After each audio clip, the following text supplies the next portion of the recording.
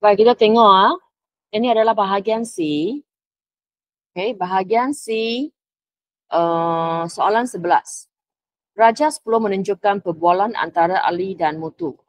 Okay, ini adalah perbualan. Sepatutnya balang, tengok soalan dia, ini adalah 10 markah. Sepatutnya balang air tidak diletakkan di atas meja berkaki kayu. Nanti senang patah. Ini yang dicakap oleh Ali. Oh, betulkah? Bukankah kayu lebih kuat daripada buluh? Ini adalah Mutu yang cakap. Okay, kalau kita tengok ini, meja berkaki kayu dan meja berkaki buluh. Meja berkaki kayu mewakili kayu yang padat. Okey, padatlah. Meja yang berkaki buluh bermaksud kaki dalam adalah kosong moya, hollow ataupun kosong moya. Sebenarnya mana satu lebih kuat? Kaki yang berkaki buluh dalam kosong moya adalah lebih kuatlah. Ini adalah teori dia. Baik, kita tengok apa dia mau. Tengok soalan dia. Okay, berdasarkan perbualan dalam Raja 10, rancang satu eksperimen dalam makmal dengan menggunakan kertas bersaiz A4. Okay, buku teks dan bahan serta radas yang lain. Perancangan anda perlu mengandungi aspek-aspek berikut. Penyataan masalah, okay, hipotesis,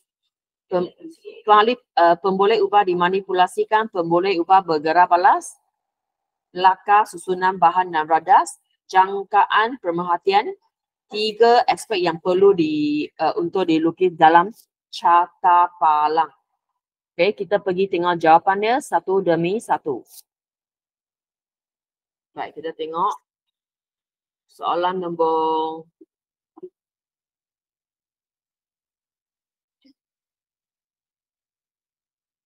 okay. Macam mana kita buat yang pertama ini? Penyataan masalah. Penyataan masalah mesti dalam bentuk soalan. Dia mesti dalam bentuk soalan ya. Adakah bahan berlonggar lebih kuat daripada bahan yang padat? Jadi bahan yang berlonggar adalah MV, ini adalah MV, ini lebih kuat adalah hubungan dia. Mesti dalam bentuk soalan. Okay, ini adalah contoh penyataan masalah. Okay. Baik, seterusnya kita pergi ke B. B adalah apa? Hipotesis. Hipotesis, silinder berlonggar lebih kuat daripada silinder yang padat. Jadi yang lebih kuat adalah hubungan. Silinder berlonggar adalah MV kamu, silinder padat juga adalah MV. Ini adalah hipotesis kamu.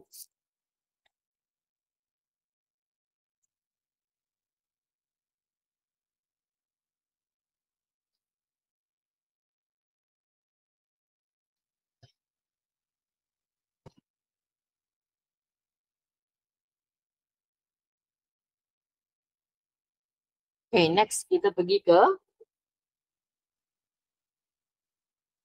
jenis pemboleh ubah dimanipulasikan. Pemboleh ubah dimanipulasikan. Apa dia?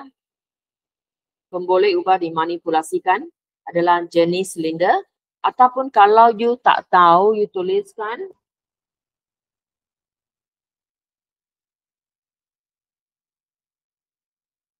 meja berkaki kayu dan meja berkaki buluh. Ini gunakan perkataan saja. Ini pun boleh terima. Ini pun boleh terima. Tengok apa yang dia bagi sini tak sama kan? You salin saja dan di tengah-tengah gunakan perkataan dan. Itu adalah pemboleh ubah manipulasi kamu. Okay, ini adalah pemboleh ubah manipulasi kamu. Baik, seterusnya kita tengok pemboleh ubah bergerak balas. Baik, pemboleh ubah bergerak balas adalah bilangan buku teks yang boleh disokong oleh silinder. Okay, bilangan buku teks yang boleh disokong oleh silinder. Okay, ini senang saja, tak ada apa. Okay, next kita pergi ke cara Sebelum you lukis. Okay. Lukis lah, melabel, melakar dan melabel. You kena lukis. Sini adalah silinder berlonggar, silinder padat. Ini wajib. Kena ada penutup kotak, labeling, lukisan satu markah, labeling satu markah. Okay, ini adalah jawapan macam mana mau berlakar dan label. Okay, next kita pergi ke seterusnya.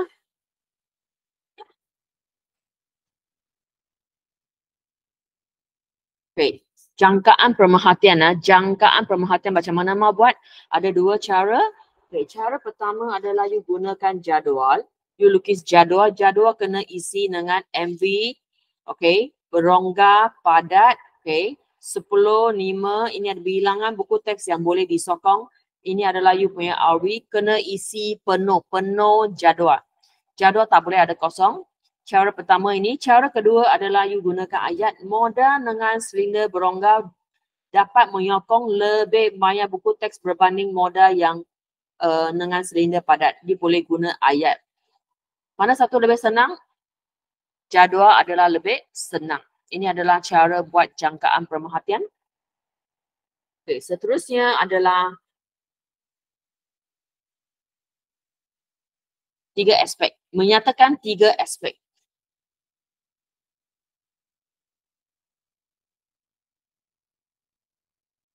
Okay, menyatakan 3 aspek untuk melukis carta palang dengan betul.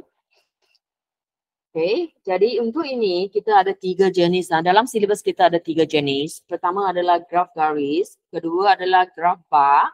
Graf bar di mana sini adalah kosong ya. Dan luas dia adalah, luas kosong itu adalah sama. Histograph.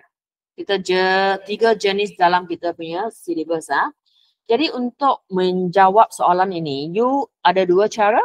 Cara pertama adalah you lukis graf, labelkan you punya X, labelkan you punya Y. Okay, X adalah apa?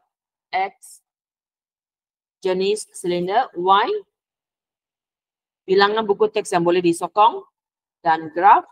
Okay, ini adalah 10, ini adalah 5. You kena labelkan, lukis siap-siap. Ini adalah cara pertama. Cara kedua, kalau you tak mau lukis graf, you boleh gunakan ayat. Okay, melabel jenis silinder pada paksi X, melabel bilangan buku teks yang boleh disokong oleh silinder pada paksi Y, melukis carta palang dengan tepat. Ini adalah cara yang kedua. Mana satu lebih senang? Lukis ini lagi senang. Okay, itu adalah cara untuk menjawab soalan nombor 11.